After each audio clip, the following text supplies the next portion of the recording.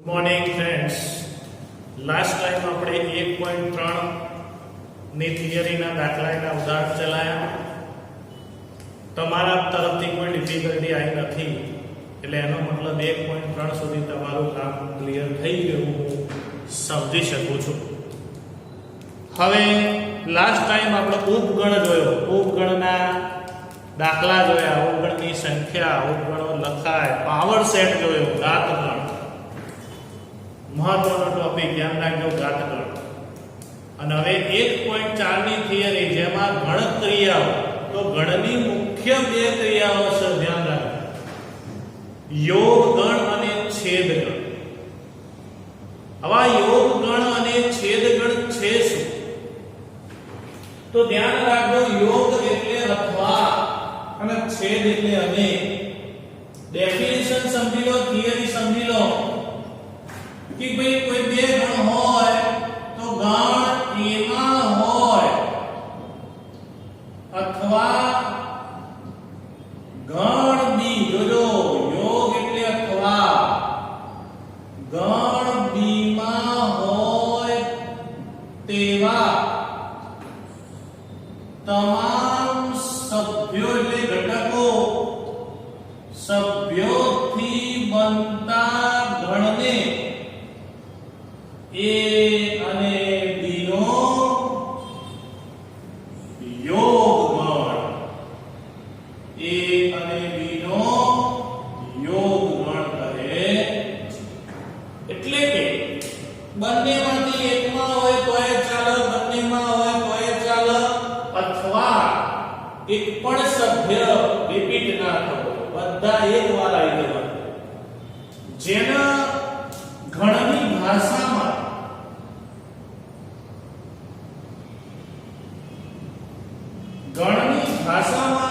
આપણે એને લખી શકીએ કે a યોગ b બરાબર ગુણધર્મની ભાષામાં x એવા લેવાના કે જે a માં હોય અથવા or એટલે અથવા x belongs to b માં.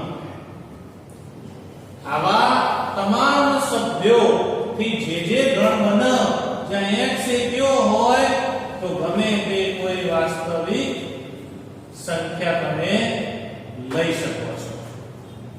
તો આને ગણની ભાષામાં દર્શાવ્યું છે. ફોર એક્ઝામ્પલ તરીકે તમે જાણો છો, ઉદાહરણો તમે ભણીને જ આવ્યા છો, છતાં એક ઉદાહરણ આપું છું કે 1 2 3 4 હોય, b ની અંદર 3 4 5 અને 6 હોય, તો પ્રશ્ન પૂછ્યો કે a યોગ b શોધો. તો એનો મતલબ શું? તો a યોગ b બરાબર, હવે રાહ નહીં જોવાની, બધા જ સભ્યો એકવાર આવી જવા જોઈએ. 3 અને 4 રિપીટેશન થાય છે તો બે વાર નહીં લખવાનું, બધાને ભેગા કરી નાખીએ તો 1 2 3 4 તો ખરા જ, બાકી વધેલા કયા? 5 અને 6. આને કહેવાય યોગ. મિત્રો ખબર પડી કે a માં હોય અથવા b માં હોય, અથવા બેમાંથી ગમે તે એકમાં જોડાઈ જાય. એક પણ સભ્ય પુનરાવર્તન ના થવું, એ તો ગણની વ્યાખ્યા છે, આપણે યાદી. તો આ ધ્યાન રાખો, આને કહેવાય યોગ ગણ. હવે યોગ ગણના ગુણધર્મોની વાત કરીએ તો યોગ ગણના ગુણધર્મોની વાત કરીએ તો ગણ ABC માટે કોઈ પણ નંબર 1 લખીએ તો પહેલો જ આવે ક્રમનો નિયમ, એટલે કે a યોગ b કરવું કે b યોગ a કરવું હોય તે આપણે. નંબર 2, જ્યાં a b belongs to તમે કોઈ પણ લઈ શકો છો પાવર સેટ ઓફ u, એટલે ગણ હંમેશા કોનો સભ્ય હોય? પાવર સેટ નો, એટલે સાર્વત્રિક ગણ જ્યારે u ને આપણે કહીએ છીએ. ક્રમનો નિયમ, ત્યાં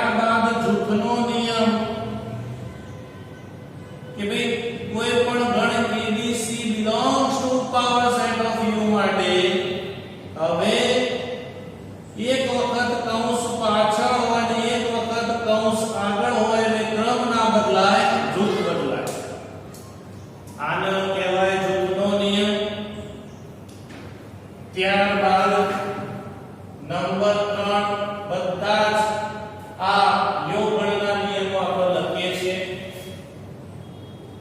એનો યોગ પોતે એ સાથે કરો તો જવાબ એ જ આવે. નંબર 4 એનો યોગ યુ સાથે સાર્વત્રિક ગણ સાથે કરીએ તો જવાબ મોટો ગણ આવે. નંબર 5 જો એ સબસેટ બી સરળતાથી દીધી હોય, જો એ સબસેટ બી સરળતાથી દીધી હોય તો બી મોટો કહેવાય, એ નાનો કહેવાય. જો યોગ ગણ કરવામાં આવે તો હંમેશા મોટો ગણ જ આવે. જોઈ લો આ બની ગયા એ યોગ યુ એટલે યુ જ આવે, કારણ કે યુ ની અંદર બધા ગણ સમાયેલા હોય. યોગ એટલે મોટો ગણ, યાદ રાખજો. યોગ એટલે મોટો ગણ અને આનું ઉલટું છેદ એટલે નાનો ગણ આવશે. છેદ ગણ તો એ સબસેટ બી હોય તો એ યોગ બી બરાબર બી થાય. નંબર 6 એવું પણ થાય કે ભાઈ જો એ સબસેટ બી હોય તો હું બંને બાજુ સી ના જોડે યોગ કરું તો સબસેટ નો બદલાય, મોટું મોટું જ થાય, નાનું નાનું જ થઈ જાય. મોટું મોટું જ રહે અને નાનું નાનું જ રહે. તો આ યોગ ગણના ગુણધર્મો છે ભાઈ. હવે આ વાત થઈ. સાતમો નિયમ એ યોગ જેટલા યોગમાં છે ભાઈ એટલા જ છેદમાં આવશે ગુણધર્મ. કે ભાઈ ખાલી પણ જોડે કોઈ પણ નો યોગ કરો પોતે જ આવે, એટલે કે એ યોગ થાય બરાબર થાય પોતે એ. એટલે નોંધમાં તમને 8 9 10 માં એક પ્રશ્ન પૂછાતો હતો, યોગ ક્રિયા માટેનો તટસ્થ ઘટક શું? તો ફાય. એટલે ફાયના જોડે ગમે તે ગણનો યોગ કરો પોતે ગણ જ તો એને તટસ્થ કહેવાય. તો આ સાતમો નિયમ એ યોગ ફાય બરાબર એ હજુ કોઈ રહી જાય છે કે નહીં એ તમે ચોપડીમાં જોઈ શકો છો. તો ચોપડીની અંદર તમે જોઈ શકો આ બધા નિયમોથી વધારાના બી લખાયા છે. તો યોગ આવી ગયો, ક્રમ આવી ગયો, જૂથ આવી ગયો, એનો એના જોડે યોગ કરો પોતે આવો, યુ ના જોડે કરો તો યુ આવો. જો એ સબસેટ બી હોય તો હંમેશા યોગ કરો તો બી જ આવો. જો એ સબસેટ બી જ હોય તો ત્રીજો ગણ લો સી, બંને બાજુ યોગ કરો તો ઉપગણ બદલાય નહીં. અને છેલ્લે સાતમો નિયમ એ યોગ થાય તો જવાબમાં પોતે ગણ એ જ આવો. અને છેલ્લે નોંધની અંદર 1 માર્ક્સમાં ભૂતકાળમાં તમે ભણીને આવ્યા કે યોગ ક્રિયા માટેનો તટસ્થ ઘટક ફાય છે. આ એમસીક્યુ તમારો તૈયાર છે. તો આ યોગ ગણની વાર્તા પૂરી થાય છે. હવે આવે છે નંબર 2 છેદ ગણ, જેને કહેવાય ઇન્ટરસેક્શન સેટ. ઇન્ટરસેક્શન સેટ આના કહેવાય છેદ ગણ. હવે છેદ ગણ એટલે એનાથી ઉલટું. અહીંયા અથવા વપરાય છે તો અહીંયા અને વપરાશે. એટલે કે ગણ એમાં અને ગણ બીમાં એમ બંનેમાં હોય તેવા તમામ સભ્યોથી બનતા ગણને ગણ એ અને બી નો છેદ ગણ કહે છે. શું સમજ્યા? ગણ એમાં અને ગણ બીમાં બંનેમાં હોય એટલે બંનેમાં હોય એવા સભ્યો, બંનેમાં કોમન હોય એવા સભ્યો, બંનેમાં સમાન હોય એવા સભ્યોથી બનતા ગણ છેદગણ કહેવાય. આ બધું તમે ભણીને આયા છો, આમાં નવું નથી કઈ. જેને ગણની ભાષામાં મારે લખવું છે, જેને ગણની ભાષામાં મારે લખવું છે, તો ગણની ભાષામાં કઈ રીતે લખાય? તો a છેદ b બરાબર એવા x લેવાના કે એમાં હોય અને, આ ધ્યાન રાખજો, અને x belongs to b, જ્યાં x એ હોય r નો સભ્ય હોય, ઘટક. હા, તમે અહીંયા r ની ચોખવટ ના કરો તોય ચાલે, x એ કોઈ અજ્ઞાત સંખ્યા છે. આપણે ચોખવટ કરીએ તો x કોઈ સંખ્યામાં લીધો, માની લો સંખ્યામાં લેવો, કોઈ નામમાં લેવો છો, નામમાં લેવો તો x belongs to r ના લખાય. હું અહીંયા વાસ્તવિક સંખ્યાની વાત કરું છું એટલે હું લખું છું. તો આ ધ્યાન રાખજો, x belongs to a અને x belongs to b એટલે બને એટલે બંનેમાં હોય, અથવા એટલે બેમાંથી એકમાં. ધ્યાનથી જોઈ લેજો. તો આ થઈ ગયો તમારો છેદગણ. ફોર એક્ઝામ્પલ તરીકે ઉદાહરણ આપું તો જે ઉદાહરણ આપણે આગળ લીધું એ જ ઉદાહરણની વાત કરીએ તો 1 2 3 4 અને b બરાબર 3 4 5 6 હોય તો a છેદ b શોધો, આવો પ્રશ્ન. તો હવે તમે એની ડેફિનેશન પ્રમાણે જોઈ શકો છો. છેદ એટલે ઊંધો યોગ, યોગ એટલે સીધો યોગ. તો a છેદ b બરાબર શું? તો બંનેમાં જે તમને કોમન દેખાય તો એ જ જોવાનું. શું કીધું છે? બંનેમાં હોય, a અને b માં એમ બંનેમાં હોય. બંનેમાં હોય એવા જ સભ્યો લેવાના. એટલે અહીંયા છેદગણમાં કોણ આવે? 3 અને 4. તો આ વાત થઈ ગઈ તમારા છેદગણની. અને હવે આવે છે છેદગણના ગુણધર્મો. હવે જેટલા યોગ ગણનો લખ્યા ને એટલા છેદગણનો લખવાના. ચલો, યોગની જગ્યાએ છેદ કરતા જવાનું. એટલે પહેલો નિયમ ક્રમનો નિયમ, એટલે કે a છેદ b કરો કે b છેદ a કરો, જ્યાં a અને b કોઈ સાર્વત્રિક ગણના સભ્યો, પાવર સેટના. એવું ને એવું જ જૂથનો નિયમ. જૂથનો નિયમ તમે ભણી ગયા એ જ પ્રમાણે કે જો a b અને c belongs to power of u, power set of u, તો અહીંયા શું લખાય? a છેદ b છેદ c બરાબર કૌંસ આગળ થઈ ગયું. ચલો, નંબર 3 શું હતો? નંબર 3 હતો a નો a ના જોડે યોગ. તો અહીંયા a નો a ના જોડે છેદ પોતે થાય. નંબર 4 તમે જોઈ શકો છો u સાથે. તો a છેદ u કરો એટલે નાનો ગણ, કારણ કે a પોતે સમય ગયેલો છે.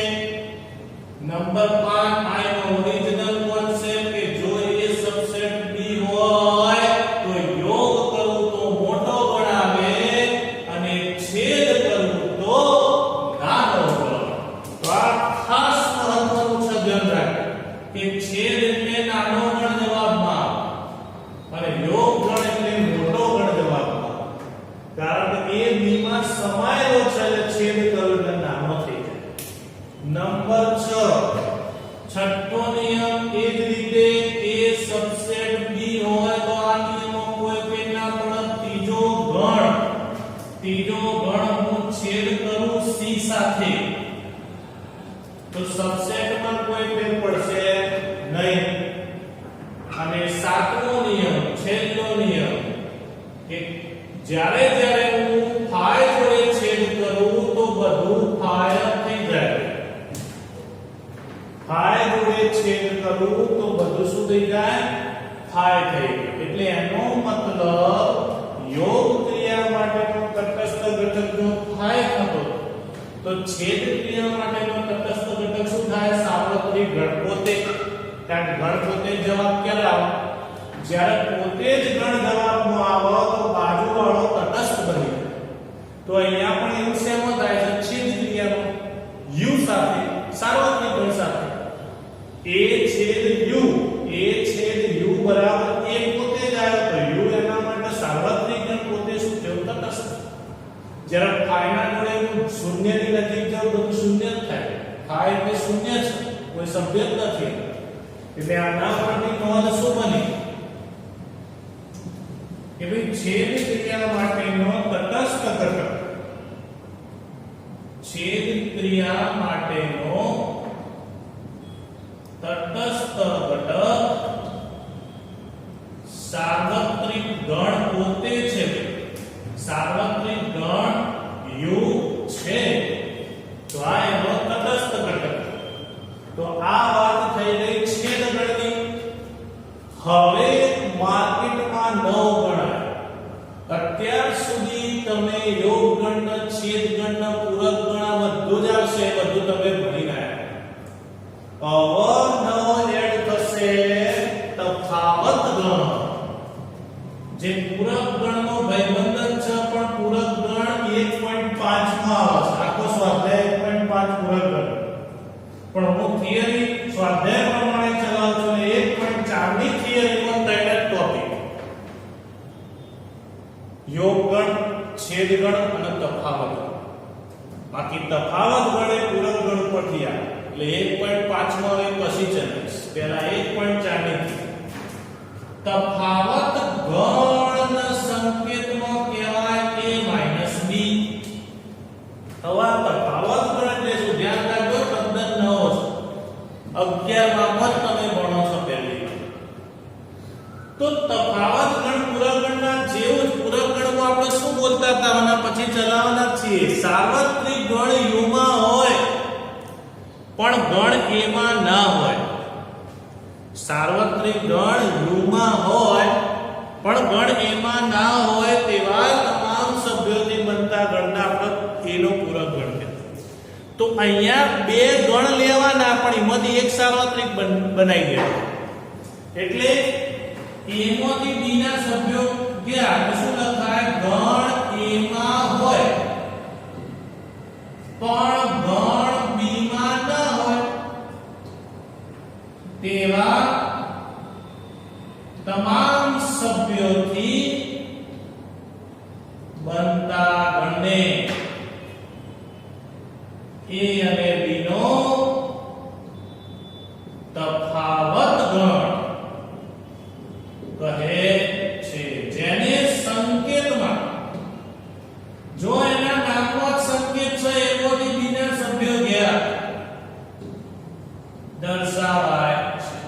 એનો મતલબ એવો થયો સાહેબ કે b a એટલે b માં હોય પણ a માં ના. ફોર એક્ઝામ્પલ તરીકે ઉદાહરણ આલું એટલે તમને વધારે ખબર પડે. ઉદાહરણ હજુ હું એના એ જ ચલાવી રાખું છું. જે બધામાં મેં ઉદાહરણ આપ્યું એ જ ચલાવી રાખું. જો આવું હોય તો તમને એવું પ્રશ્ન પૂછવામાં આવે a b અને b a શોધો. આવો પ્રશ્ન પૂછવામાં આવે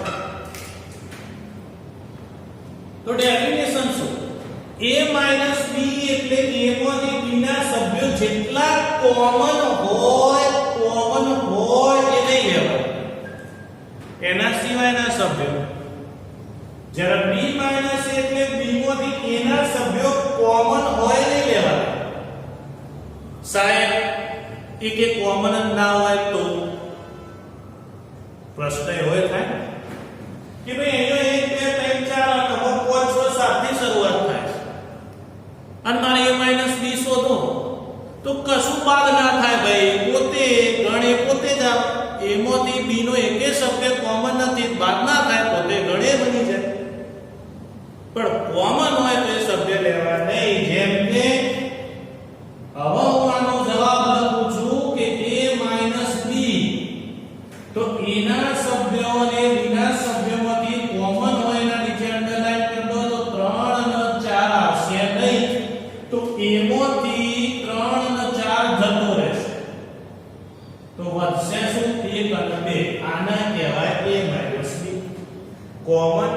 સભ્યો લેવાના નહીં. a માંથી b ના સભ્યો તમે શું કરો છો? બાદ કરો છો. a માંથી b ના સભ્યો શું કરો છો? બાદ કરો છો. એટલે સાહેબ a ના સભ્યોમાં અને b ના સભ્યો કશું કોમન ના હોય તો શું કરવાનું? તો a b બરાબર a પોતે જ થાય અને b a બરાબર b પોતે થાય. સમજણ પડી? એટલે કે એ જ રીતે b a કરવું તો b માંથી 3 ને 4 જતો રહેશે અને કોમન તો વધશે b ના આવશે અને b માંથી a બાદ થશે. ખ્યાલ આવ્યો? ફોર એક્ઝામ્પલ હવે એ જ વસ્તુનું બીજું ઉદાહરણ આપો તો a બરાબર 1 2 3 ને 4 છે અને અહીંયા b ની અંદર હમણાં મેં કીધું 5 6 ને 7 તો પછી a b હું થાય? પોતે a થાય ભાઈ, કશું કોમન જ નહીં તો એકલું જ વધે અને b માંથી a જાય તો કશું કોમન જ નથી, b વધે. a 5 બરાબર a પોતે a માંથી જો 5 જવાનો 5 માં તો 0 ઘટક છે. મગજમાં વાત ઉતરી ગઈ? એટલે આના ઉપરથી એક ખાલી જગ્યા પૂછાય કે a 5 બરાબર ખાલી જગ્યા તો હું આ પોતે એક. ખ્યાલ આવ્યો? તો આ સ્વાધ્યાય 1.4 ની થિયરી અહીંયા પૂરી થાય છે. સ્વાધ્યાય 1.4 ની થિયરી અહીંયા પૂરી થાય છે. હવે 1.4 ના ઉદાહરણ આવશે એના પછી તમારા સ્વાધ્યાયમાં 1.4 આવશે. યાદ રાખજો, ફરી એકવાર કહી દઉં છું, જો તમે સ્વાધ્યાયના ચોપડામાં આ દાખલાઓ સ્વાધ્યાયના ગણશો અને ઈવન ડિફિકલ્ટી આવશે એ જ હું સોલ્વ કરાવીશ. બાકી આખો સ્વાધ્યાય તો ભૂલી જ જવાનું, હું ગણાવું. મહેનત તમારે કરવાની છે, પ્રેક્ટિસ તમારે કરવાની છે. જેટલી તમે પ્રેક્ટિસ કરશો એટલું જ તમને આવડશે. અને જ્યાં સુધી તમારી ડિફિકલ્ટીઓ મને WhatsAppમાં નહીં આવે ત્યાં સુધી હું એ સોલ્વ નહીં કરાવું. એટલે જેમ જેમ ચાલે છે એના સાંજ સુધીમાં તમારું લગભગ 12 વાગ્યા પહેલા તમારા લેક્ચર 12 વાગ્યા સુધીમાં આવી જાય છે અંદર મેથ્સના. તો તમારા સાંજ સુધીમાં એ ક્લિયર કરી દેવાનું તો બીજા દિવસે એનો વિડિયો બને. કારણ કે એક વિડિયો પાછળ 3 કલાક થાય. મગજમાં છાપી દો. એટલે તમે જેટલી એક્યુરેસી રાખશો એટલું તમારા માટે સરળ રહેશે. એટલે રોજનું કામ રોજ કરવાનું. ઓકે? તો આ 1.4 ની થિયરી પૂરી થઈ ગઈ. સ્ક્રીનશોટ પાડી દો.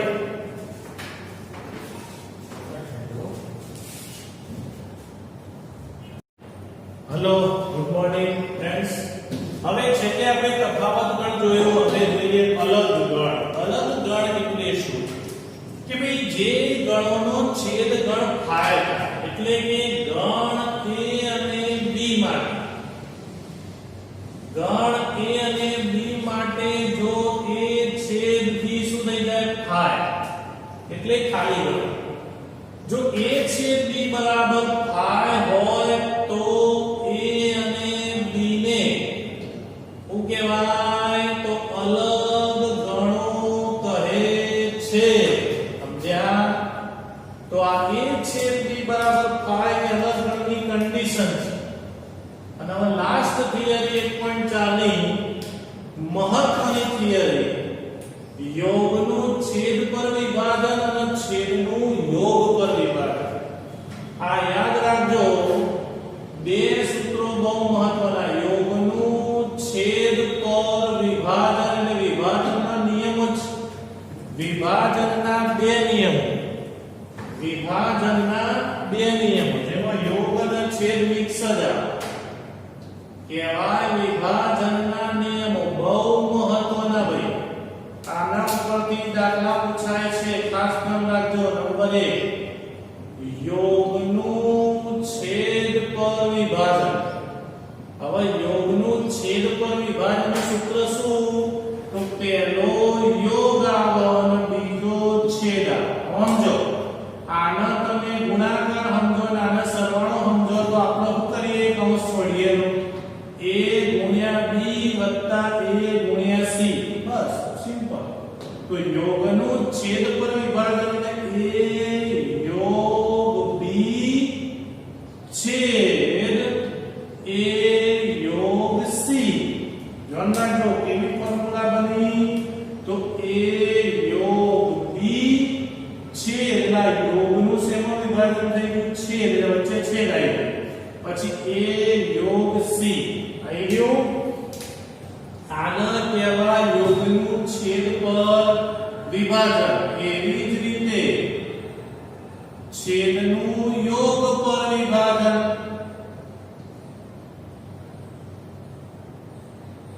છેદનું યોગ પર વિભાજન પહેલો આવશે હવે છેદ પછી આવશે યોગ. તો એ જ રીતે હવે શું થઈ ગયું a છેદ b બોલો મારી સાથે a છેદ b યોગ a છેદ c. તો આ થઈ ગયું વિભાજનના બે નિયમો મોસ્ટ આઈએમપી નિયમો. આના ઉપરથી દાખલા પૂછાય છે બરોબર તૈયાર કરી દેજો. તો a છેદ b યોગ a છેદ c એટલે આપણે કહેતા ab ac બે કૌંસનો ગુણાકાર આ એના જેવું છે. તો આ ધ્યાન રાખજો આ થઈ ગયો વિભાજનના નિયમ. હવે 1.4 સુધીની થિયરી આ પૂરી થાય છે. હવે જો એના ઉપરથી એના ઉદાહરણની અંદર ઉદાહરણ નંબર પહેલા જો તો ઉદાહરણ નંબર 12.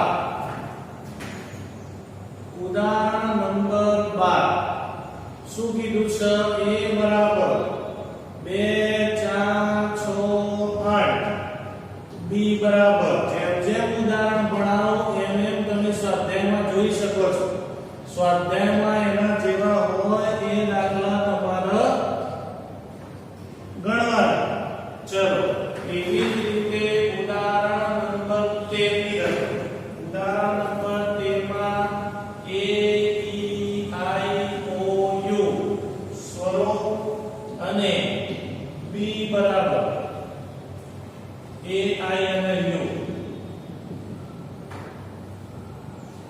છે. તો બતાવો કે એ સાબિત કરવાનું a યોગ b બરાબર a. તો a મોટો અને નાનો હોવો જોઈએ. જોઈ લો છે. એવી જ રીતે ઉદાહરણ નંબર 14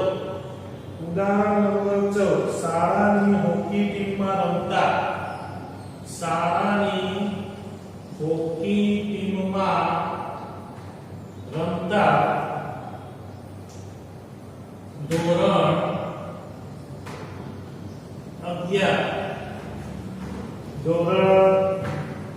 11 ના વિદ્યાર્થીઓનો ગણ x બરાબર રામ, ગીતા અને અકબર છે. શાળાની ફૂટબોલ ની ટીમમાં રમતા ધોરણ 11 ના વિદ્યાર્થીઓ નો ગણ y બરાબર ગીતા, ડેવિડ અને અશોક છે. તો x યોગ y શોધો. ઓકે, આટલું આપણે શોધવાનું છે. અર્થઘટન કરો. અર્થઘટનની કોઈ આપણે જરૂર નથી. ઉદાહરણ નંબર 15 ઉદાહરણ 12 આપેલ ગણ a અને b માટે ઉદાહરણ લઈ લેવાનું a છે b શોધવાનું. ચલો ઉદાહરણ નંબર 16 એમોએ ઉદાહરણ 14 ના ગણો x અને y માટે x છેદ y શોધો. નિર્ણય રકમ ઉદાહરણ 17. ઉદાહરણ 17 માં 1 2 3 4 5 6 7 8 9 અને 10 b બરાબર 2 3 5 7 માટે a છેદ b શોધો અને તે પરથી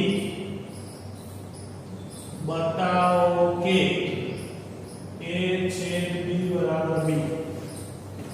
जो आ 17मो दाखलो હવે ઉદાહરણ 18 જો તો ઉદાહરણ 18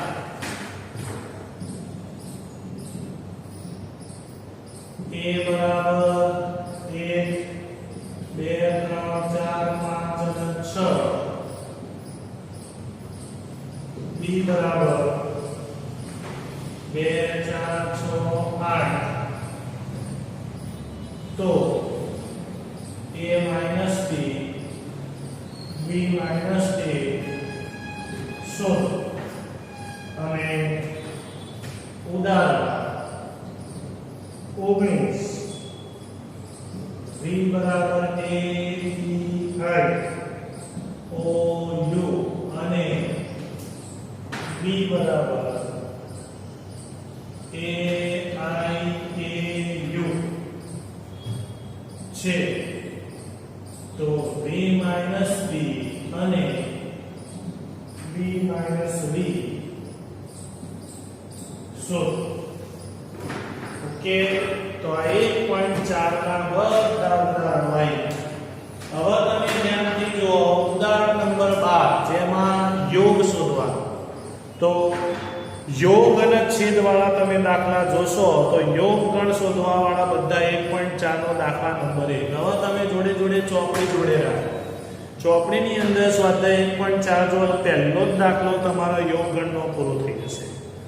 બીજો દાખલો છે એ સબસેટ b છે તો જોઈ લેવાનું, એના સભ્યો b માં 6 તો 6 અને એ યોગ b ભાઈ આપણે શોધી લેવાનું. ત્રીજો દાખલો નિયમ છે, નિયમ આપણે ભણાવી દીધો ગુણધર્મમાં કે a સબસેટ b હોય તો a યોગ b શું થાય? પોતે b થાય, મોટો. દાખલા નંબર 4 એ આ ટાઈપ યોગ અને છેદ ને એ બધું શોધવાનું. એમાં જે ડિફિકલ્ટી આવે એ મને નંબર મોકલવાનો. દાખલા નંબર 5 એના એ જ વસ્તુ લેવાની છે, એના જ સભ્યો લેવાનું, છેદ ગણ શોધવાનો. દાખલા નંબર 6 જો દાખલા નંબર 6 માં બધા જે આઈટમો કીધી એ બધી શોધવાની, જે ના ફાવે એ મને ડિફિકલ્ટી મોકલવાનો. 7મા દાખલામાં પણ એ જ રીતે યોગના છેદ. 8મા દાખલામાં અલગ ગણ એટલે મેં ડેફિનેશનમાં લખી જો બે ગણનો છેદ ગણ થાય એટલે કે એક પણ સભ્ય કોમન ના હોય તો છેદ ફાય થાય. છેદ ફાય થાય તો એનો મતલબ a અને b અલગ ગણ છે. એટલે એમાં જેટલા ગણો અલગ ગણ છે એ બધાનો છેદ કેટલો આવવો જોઈએ? ફાય આવે. તો દાખલા નંબર 8 તમારો એ છે અલગ ગણ. ઓકે, દાખલા નંબર 9 તો દાખલા નંબર 9 તફાવત આપણે ઉદાહરણ 18 અને 19 શીખવાનું. ઉદાહરણ 18 અને 19 મુજબ તમારો દાખલા નંબર 9 છે. દાખલા નંબર 10 એ પાછો મિક્સ છે, તફાવત ગણ અને છેદ ગણવાનો. 11મો એ એમસીક્યુ છે પોતે કે r માઈનસ q એટલે કે વાસ્તવિકમાંથી સમય સંખ્યા જાય તો i. આ એક વસ્તુ ધ્યાન રાખજો જે આપણે થિયરીમાં રહી છે કે ભાઈ અહીંયા અસમય સંખ્યાઓનો ગણ જેને i કહેવાય, જેને અસમય સંખ્યાઓનો ગણ કહેવાય. ગણ એટલે તમારો જે 11મો દાખલો છે 1.4 નો, તો 1.4 નો 11મો દાખલો છે r માઈનસ q, તો એનો જવાબ આવે i. આ ધ્યાન રાખો. આ મી તમને અહીંયા શીખવાડી દીધું સ્વાધ્યાય 1.4 અને એનો દાખલા નંબર 11. દાખલા નંબર 11 નો જવાબ r માઈનસ q બરાબર i છે. i એટલે અસમય સંખ્યાઓનો ગણ, જ્યારે q એટલે સમય સંખ્યાઓનો ગણ. એટલે આની અંદર જ મેં લઈ લીધું છે જો હો ડિફિકલ્ટી તો 1.4 નો 11મો દાખલો આવી ગયો જેને ઇરેશનલ નંબર કહેવાય I એટલે ઇરેશનલ Q એટલે રેશનલ નંબર કહેવાય તો r માઈનસ q બરાબર ખાલી જગ્યા પૂછાય તો I માં બધી અસમ્ય સંખ્યા છે √5 ને √7 ને એ બધી ઓકે ક્લિયર તો આ 1.4 નો 11મો પૂરો થયો અને છેલ્લે હવે દાખલા નંબર 12 જો દાખલા નંબર 12 માં વિધાન સત્ય છે કે અસત્ય તો એ તમારે ખાલી જોવાનું છે સાચું હોય તો સાચું ખોટું હોય તો ખોટું ક્લિયર તો અહીં આગળ 1.4 નું મારા તરફથી ક્લિયર કર્યો તમારા તરફથી જ્યાં સુધી મને હોમવર્કના ફોટા નહીં મળે ત્યાં સુધી એ હું આગળ નવો વિડિયો નહીં મૂકું તો આ ધ્યાન રાખજો હવે ઉદાહરણ નંબર 12 ઉદાહરણ નંબર 12 જેમાં યોગ શોધો તો સીધું અહીંયા લખી દેવાનું કે a યોગ b તો બધા જ સભ્યો એક વાર આવે તો પહેલા એના તો લખી દેવાનું 2 4 6 8 હવે કયા બાકી રહ્યા તો 6 ને 8 થઈ ગયા 10 અને 12 આ યોગ ગણપતિ ઓકે ચલો એવી જ રીતે a ની અંદર b સમાયેલો છે હવે આપણે જાણીએ છીએ b એક a માં સમાયેલો એટલે b સબસેટ શું થયો a હવે જો b સબસેટ a હોય તો નિયમ ભણી ગયા a યોગ b બરાબર મોટો ગણ હોય જવાબ આવે મોટો ગણ કયો એ બધી વાત સ્પષ્ટ છે જે આપણે સાબિત થઈ જાય છે ઓકે જે નિયમ સાબિત ચલો એ જ રીતે મોટી લાંબી રકમ પણ કોઈ ભલીવાર નથી x બરાબર રામ ગીતા અને અકબર તમને આવે એવી જ રીતે y માં ગીતા ડેવિડ અને અશોક તમને આવે નથી મારા શું કરવાનું યોગ તેથી x યોગ y બરાબર શું થાય તો પહેલા રામ ગીતા અકબર લખી દેવાનું હવે બાકીના કયા રહ્યા ગીતા આવી ગઈ હવે બાકીના રહ્યા ડેવિડ અને અશોક આ થઈ ગયો તમારો યોગ હવે ઉદાહરણ 12 માં આપેલ ગણ લઈને છેદ શોધવા તો ઉદાહરણ 12 માં કયા ગણ આપ્યા હતા ભાઈ 2 4 6 8 6 8 10 12 હવે મારે એનો છેદ શોધો છેદ એટલે કોમન ચલો કોમન પણ છે ભાઈ તો કોમન જો તો એક 6 અને 8 તો 6 અને 8 એ તમારા જવાબમાં આવશે થઈ ગયું તો આ થઈ ગયો તમારો જવાબ હવે ઉદાહરણ 14 માં જે ગણ આલેલા હતા એ ઉદાહરણ 14 માં તમને x બરાબર શું આલેલું તો રામ ગીતા અને અકબર જ્યારે y માં શું આલેલું ગીતા ડેવિડ અને અશોક હવે એના લઈ તમારે છેદ શોધો તો x છેદ y કોમન શું ભાઈ બંનેનો ગીતા તો આ તમારો છેદ ઓકે એવી જ રીતે અહીંયા છે તો અહીંયા તમને a આવ્યો b આવ્યો a છેદ b શોધવાનો તો ઈઝીલી 2 3 5 7 માં સમાયેલો છે તો અહીં સ્પષ્ટ છે b સબસેટ શું હોય a હવે જો b સબસેટ a હોય તો b સબસેટ a હોય તો a છેદ b શું થાય નાનો ગણ તો બધે નાનો કયો કે ભાઈ તો નાનો થયો તમારો b તો એનો મતલબ જવાબમાં શું આવશે b પોતે તો b પોતે b એટલે 2 3 5 7 આ જવાબ થઈ ગયો એટલે નિયમો છે બધા હવે ઉદાહરણ 18 જો તો a b ને b a તો મેં શું કીધું કોમન હોય જોઈ લેવા તો એમાંથી બી ના સભ્યો જતા તો એક બગડો, આ બગડો કોમન છે. ખ્યાલ આવ્યો? અહીંયા 1 2 3 4 5 6 તો એક બગડો જતો રહ્યો, પછી ચોગડો જતો રહ્યો, છગડો જતો રહ્યો. એટલે 2 4 6 તમારા એમાંથી કાઢી નાખો. એમાંથી 2 4 6 કાઢો તો a b માં શું વધે? 1 3 અને 5. એવી જ રીતે b a કરો તો b માંથી કાઢી નાખો શું વધ્યો? એકલો 8. તો આ તમારો b a. હવે સેમ પદ્ધતિ તમારા 19માં ઉદાહરણ. 19માં ઉદાહરણમાં b b તો b માંથી b ના સભ્યો જાય તો b ને b માં કોમન કેટલા? a જતો, પછી i જતો રહેશે, પછી u જતો રહેશે. તો હવે b માંથી b ના સભ્યો કાઢી નાખો, વધ્યું p અને o. તો p અને o તમારો b વધ્યો. જ્યારે b તો b એટલે b માંથી જાય એટલો p જ વધે. તો અહીંયા વધે એટલો p. તો આ થઈ ગયું તમારા ઉદાહરણ. તો આ સાથે 1.4 ના ઉદાહરણો પૂરા થાય છે. બીજું 1.4 મારા તરફથી પૂરો થયો. આજે તમારા સ્વાધ્યાય કરી દેવાનું, સ્વાધ્યાયના ચોપડા અને જે ડિફિકલ્ટી હોય એ બધું મોકલવાનું. Okay, clear? તો અહીંયા આપણું આ લેક્ચર પૂરું કરીએ છીએ. આપણી ચેનલ સબસ્ક્રાઇબ કરવાની ભૂલતા